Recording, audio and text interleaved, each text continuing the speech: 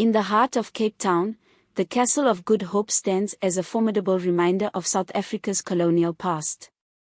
Its stone walls have witnessed centuries of history, from battles and sieges to celebrations and betrayals.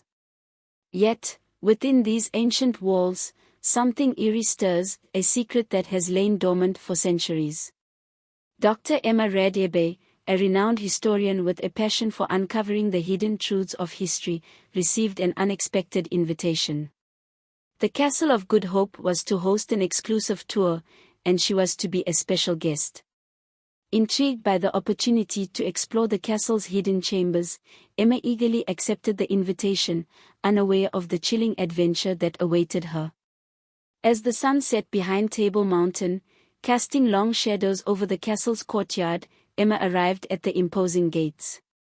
She joined a small group of historians and enthusiasts, all eager to delve into the castle's mysteries. Their guide, a stern-looking man named Mr. van der Merwe, welcomed them with a cryptic smile. "Welcome to the Castle of Good Hope," he said, his voice echoing through the courtyard. "Tonight, you will experience the castle as few have, its history, its secrets, and its whispers." The group followed Mr. van der Merwe through the castle's dimly lit corridors, their footsteps echoing off the stone walls. Emma couldn't shake the feeling that they were being watched, the shadows seeming to move of their own accord. The tour led them to the dungeon, a place steeped in sorrow and suffering. As Mr. van der Merwe recounted the tales of prisoners who had met their end within these cold, damp walls, Emma felt a chill run down her spine. The air grew thick with an oppressive energy, and faint whispers seemed to drift through the darkness. "Do you hear that?" Emma whispered to the woman beside her. The woman nodded, her eyes wide with fear. Mr. van der Merwe's voice grew solemn. "The whispers you hear are said to be the voices of those who perished here. Their souls, unable to find peace, linger in the shadows." As the group moved on, Emma lingered behind, drawn to a small, shadowy alcove. She felt a strange compulsion to explore further, and as she stepped into the darkness, she heard a soft voice, a whisper calling her name. "Emma. Emma." Her heart pounded in her chest as she turned to see a ghostly figure standing before her. It was a woman, dressed in old-fashioned clothing, her eyes filled with sorrow and desperation. "Help me," the ghostly figure whispered. "Find the letters, set us free." Before Emma could respond, the figure vanished, leaving her alone in the dark. Shaken but determined, Emma resolved to uncover the truth behind the ghost's plea. The tour continued, but Emma's mind was consumed with thoughts of the ghostly encounter. She needed to find the letters the ghost had mentioned, but where could they be hidden?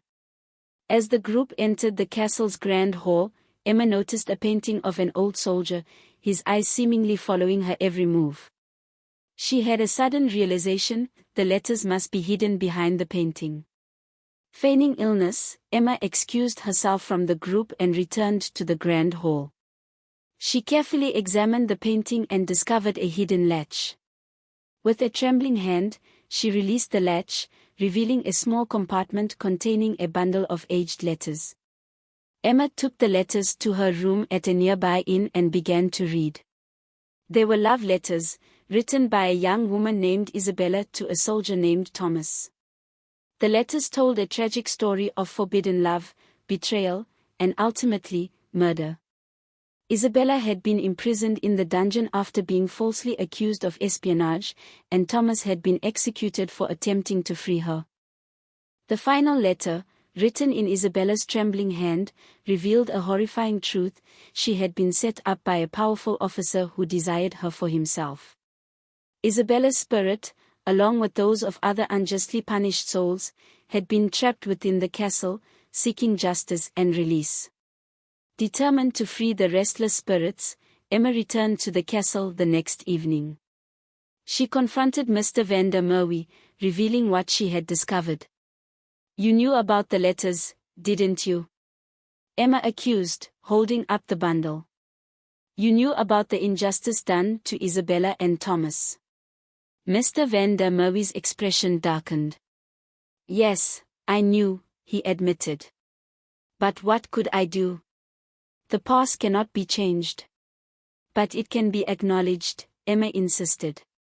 The truth must be told, and their spirits must be set free. With a reluctant nod, Mr. Van der Merwe led Emma to the dungeon. There, Emma read the letters aloud, her voice echoing through the cold, dark chamber.